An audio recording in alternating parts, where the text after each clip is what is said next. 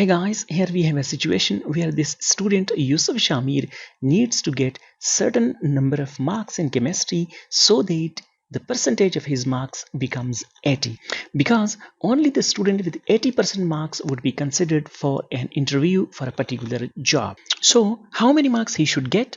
We can go right over here into chemistry and put in some marks like 50 marks and press enter. The percentage goes up to 72.5 and we can go to 60, press enter, again it's 74, and in this way we can manually change the number of marks in chemistry cell until we reach overall percentage of 80.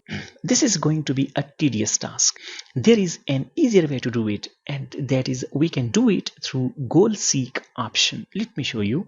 I'm gonna delete these marks and let me head over to the data tab, and right over here in what if analysis we have this option goal seek. So simply click on goal seek, select the percentage, and we want a value to be 80%.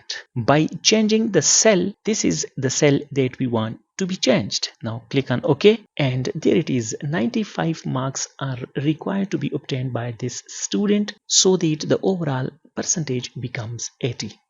So that was it for today's tutorial. I hope you have found this tutorial useful. Please give this video a thumbs up, subscribe to my channel, and thanks for watching.